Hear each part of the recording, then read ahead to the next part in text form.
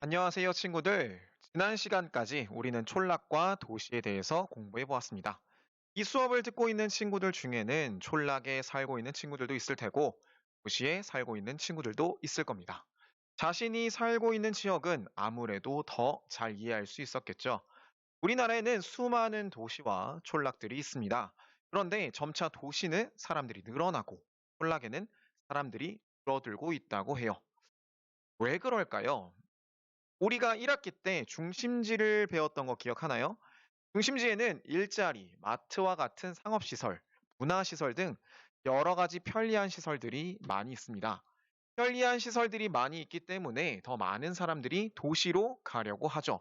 물론 요즘에는 반대로 도시 생활에 지쳐 혹은 도시 생활보다는 다시 촌락 생활을 하고 싶다 해서 촌락으로 돌아가는 사람들도 있습니다. 하지만 여전히 촌락에서 도시로 가는 사람들이 더 많습니다. 그러다 보니 여러분이 다니는 초등학교도 도시에 있는 초등학교는 학생들이 너무 많아서 한 반에 30명이 넘는 학생들이 있기도 합니다. 반대로 촌락에 있는 학교에서는 학생 수가 적어서 한 반에 5명 혹은 6명이 있기도 하고요. 혹은 학생이 없어서 아예 학교가 없어지기도 하고 있습니다. 그럼 이런 상황에서 촌락에는 어떤 문제들이 있고 또 이 문제를 해결하기 위해서는 어떤 방법이 필요할까요? 먼저 촌락의 가장 문제는 사람들이 점점 줄어들고 있다는 겁니다. 여러 가지 편리한 시설들이 도시에 있다 보니 특히 젊은 사람들은 점점 도시로 빠져나가고 촌락에는 노인분들만 남게 되죠. 사람들의 수를 우리가 조금 어려운 말로 인구라고 합니다. 촌락의 가장 큰 문제는 그래서 인구가 점점 줄어들고 있다는 겁니다. 그런데 앞서 이야기했듯 젊은 사람들은 점점 도시로 가고 노인의 인구수는 늘어나고 있지요. 촌락에는 젊은 사람은 찾기가 어렵고 대부분 할머니, 할아버지들만 살고 계십니다. 이러한 현상을 조금 어려운 말로 고령화 현상이라고 합니다. 한마디로 나이 드신 노인분들이 인구수가 훨씬 많은 현상을 나타내는 말이라고 할 수 있습니다. 그럼 이렇게 인구가 줄어들면 어떻게 될까요? 촌락에서는 업, 농업, 임업과 같은 일을 하는 경우가 많은데 일을 할 사람이 점점 줄어들게 됩니다. 노인분들이 농업, 업, 임업과 같은 일을 하시기에는 힘이 많이 들기 때문에 어렵습니다. 그래서 이러한 문제를 해결하기 위해서 사람을 대신해 기계를 이용하여 일하는 사람이 부족한 문제를 해결할 수 있습니다. 기계를 이용하면 아무래도 조금 더 편리하게 일을 할 수 있게 되겠죠. 하지만 기계만 사용한다고 해서 인구가 줄어드는 문제를 해결할 수 있을까요? 결국 일을 하더라도 그 기계를 돌리는 건 사람이 해야 하는 일이기 때문입니다. 그렇기 때문에 문제를 완전히 해결하기 위해서는 다시 많은 사람들이 촌락에 올 수 있도록 해야 합니다. 이렇게 도시 사람들이 촌락으로 이사 가는 것을 조금 어려운 말로 돌아갈 귀, 촌락에 촌자를 써서 촌이라고 하는데 젊은 사람들이 귀촌을 할 수 있도록 촌락에도 여러 가지 편리한 시설들을 많이 만들고 사람들이 촌락에 잘 적응할 수 있도록 지원해야 한답니다. 그럼 반대로 도시는 어떨까요?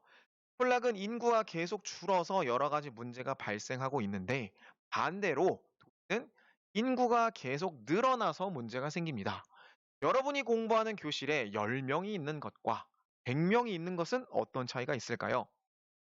교실에 10명이 있을 때는 내가 사용할 수 있는 공간, 자리가 넓겠지만 100명이 교실에 한꺼번에 들어온다고 생각해 보세요. 생각만 해도 벌써 막 숨이 막히죠? 내 자리도 좁아지고 숨을 쉬기도 굉장히 힘들 겁니다. 마찬가지로 도시에 사람들이 많이 몰려들면 도시가 엄청나게 커지는 건 아니잖아요. 도시의 크기는 그대로인데 사람들이 많이 몰려들면 우선 사람이 사는 집이 부족한 주택 문제가 발생하게 됩니다. 또 사람들이 저마다 자동차를 끌고 다니면서 차가 많이 막히겠죠. 그리고 지하철이나 버스도 사람들이 너무 많이 이용하면 타기가 쉽지가 않겠죠.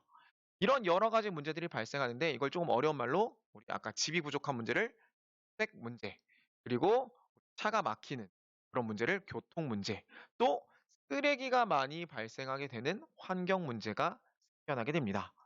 쓰레기가 많이 발생해서 처리하기도 힘들어지게 되고요. 또 그 외에도 범죄도 많이 일어나기도 합니다. 그리고 사람들이 일을 해야 되는데 일을 할 수 있는 직장은 정해져 있죠. 직장은 적은데 사람들이 저마다 일을 하기 위해서 경쟁을 해야 하는 일자리 문제가 생겨나기도 합니다.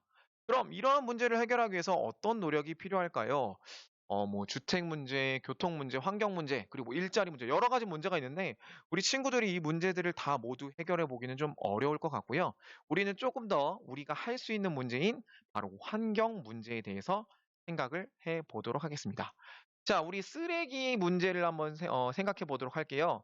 사람들이 많이 살면 그만큼 또 많은 쓰레기들이 생겨납니다. 우리는 그래서 이 쓰레기 문제를 해결할 수 있는 개인의 노력, 그리고 친구, 이웃과 함께하는 노력, 또 공공기관, 정부에서 해야 할 노력을 나눠서 생각해 보도록 할게요. 먼저 개인의 노력, 이 발생한 쓰레기 중에 모두 다 쓰레기통에 버리면 쓰레기가 되지만 그중에서 다시 재활용할 수 있는 쓰레기를 미배출해서 버리면 재활용 자원이 됩니다. 자, 그래서 우리 개인의 노력은 발생한 쓰레기를 분리 배출해야 합니다. 그리고 이웃과 함께 쓰레기를 분리 배출하고 쓰레기를 줄일 수 있도록 우리 재활용 캠페인을 할 수도 있겠네요. 마지막, 공공기관에서는 쓰레기를 분리할 수 있는 시설을 만들고 그걸 잘 지킬 수 있도록 해야 합니다. 선생님이 어렸을 때만 해도 사람들이 분리 배출을 해야 한다는 생각을 잘 하지 않아서 그냥 쓰레기통에 일괄적으로 다 버렸어요.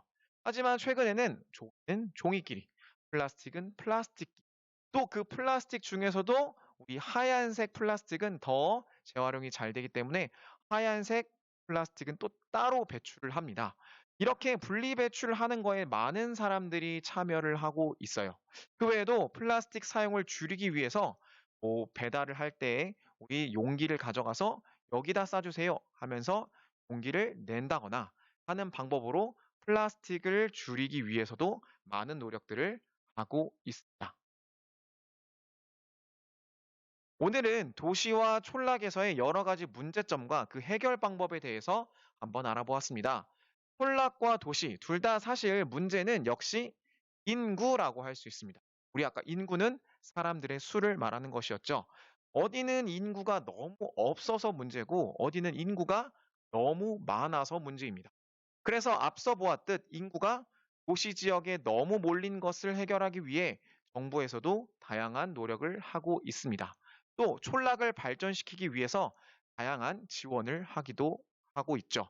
하지만 생각보다 쉽게 문제가 해결되지는 않고 있습니다. 쉬운 문제가 아니기 때문이죠. 그렇다면 여러분이 나중에 어른이 되어서 이 문제를 해결해 보면 어떨까? 생각해 봅니다.